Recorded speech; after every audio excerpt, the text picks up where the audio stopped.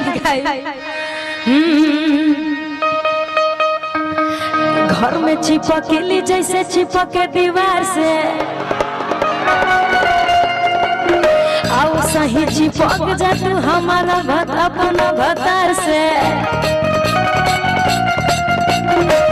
ढेर दिन पयलू हम हर से कार से,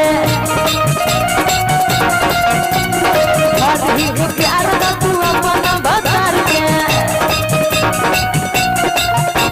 ओले हवान होगा कि आज भर ढीला ढोढ़ी जनी छीटा,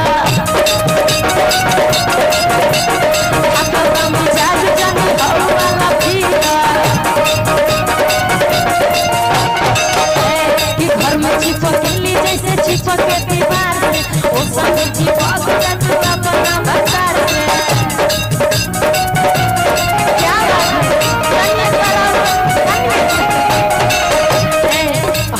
ओरिजिनल फील यहाँ के देतानी हेजा पूरा पब्लिक के सामने। हम तो भोकर में फील देले बानी, लेकिन यहाँ के ओरिजिनल फील देतानी पूरा धोती उठा के। कि घर में छिपकली जैसे छिपके दीवार से, ओ सब चिपक जा तू अपना भतार से।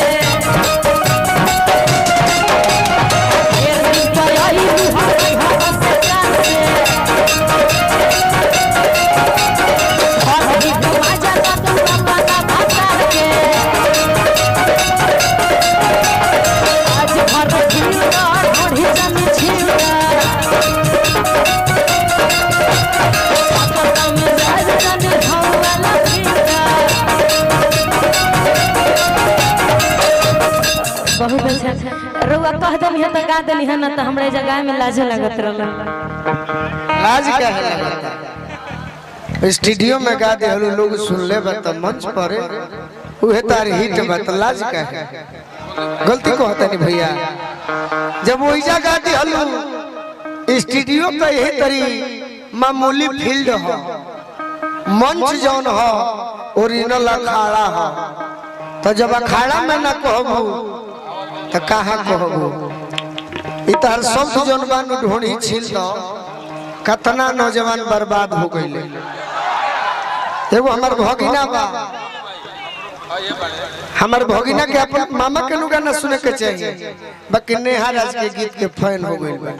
कहीं झगड़ा कर देता, परसों गोली चलो ले यही गीत खातिर कत ना लगी केकर गाना बा तो गोलू राजा के कौन गाना नजरिया के बात से मन करो तो कोनी कौन सुनबे भगिना तो कहता ऊ है धीरे धीरे ढील दो आ ढोड़ी जनी छील दो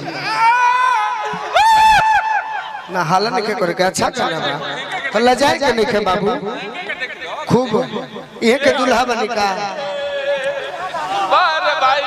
रौरे दुल्हा बनी संजीव भैया ठीक बा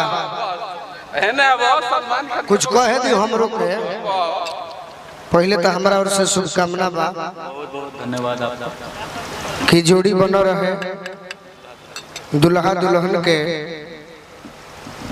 2-4-6 महीना में जोड़ा बेटा होखे एगो के नाम गोलू होखे एगो के नाम राजा होखे तीसर का जौन सुपुत्री होखे ओकर नाम अंजनी होखे।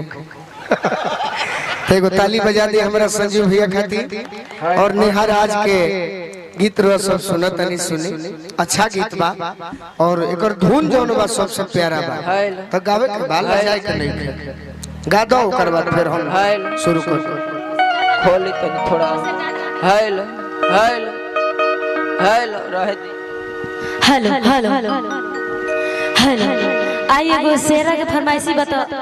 हाँ एक एगो मुखड़ा एगो अंतरा गायब सेहरा ओकरा गोलू भैया